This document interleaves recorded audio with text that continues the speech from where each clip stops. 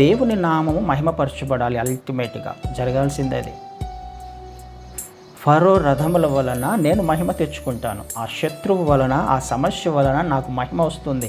అయితే ఆయనకు ఎప్పుడు మహిమ వస్తుంది? మోషే చేతులెత్తినప్పుడు. నీ జీవితంలో దేవుడు ఎప్పుడు మహిమపరచబడతాడు? నువ్వు చేతులెత్తినప్పుడు, నిన్ను నీవు సబ్మిట్ చేసుకున్నప్పుడు కదండి. ఇది జరగాల్సింది.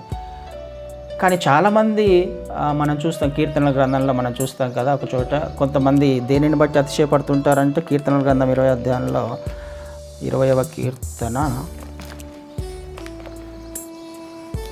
7వ వచనాన్ని చదువుతాను. 27. కొందరు రథములను బట్టి, కొందరు గుర్రములను బట్టి అతిశయపడుదురు, మనమైతే మన దేవుడైన యెహోవా నామమును బట్టి అతిశయపడుదుము. దేనిని బట్టి అతిశయపడాలి నీవు, నేను, మనము? యెహోవా నామమును బట్టి. కానీ చాలామంది వారికి ఉన్న స్థితిని బట్టి అతిశయపడుతుంటారు. చాలామంది తమకున్న గుర్రాలను బట్టి, రథములను బట్టి, బలాన్ని బట్టి, బలగాన్ని బట్టి, అధికారాన్ని బట్టి అతిశయపడుతూ ఉంటారు.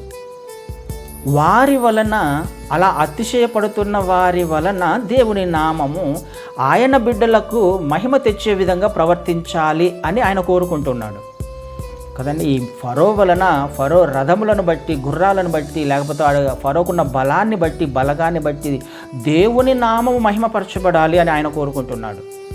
ఎందుకు? అతిశయము గర్వాన్ని తీసుకొని వస్తుంది. గర్వము ఏం చేస్తుంది? నాశనానికి నడిపిస్తుంది కదండి. దేనిని బట్టి అయితే నేను అతిశయపడుతున్నానో ఆ అతిశయము మంచిది కాదు. ఈ లోకంలో ఉన్నదంతా అదే, ఫరో అధికారమే. ఈ లోకంలో ఉన్నదంతా లోకాధికారమే.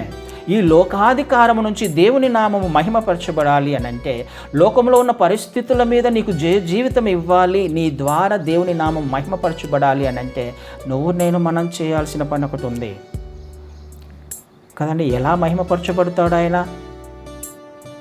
నేను సబ్మిట్ చేసుకోవడం వలన, నువ్వు సబ్మిట్ చేసుకోవడం వలన, నువ్వు వెళ్తున్న మార్గంలో ఆయనకు అప్పగించుకోవడం వలన, చేతులెత్తడం వలన, నేను నిరత్తరున్నయ్యా, నా వలన ఏం కాదు, నేను చేతగాని వాణ్ణి, నా శక్తి కాదు, నా బలము కాదు అని కంప్లీట్గా ఆయన మీద ఆధారపడడం వలన, విధేయత చూపించడం వలన, దేనిని బట్టి కూడా అతిశయపడమాక. నీకున్న ఏ స్థితిని బట్టి కూడా అతిశయపడొద్దు. అతిశయపడితే గర్వం వస్తుంది. అది నాశనానికి గర్వము దేవునికి ఇష్టం లేని పని కదా. అసహ్యించుకునే ఒక లక్షణం అది.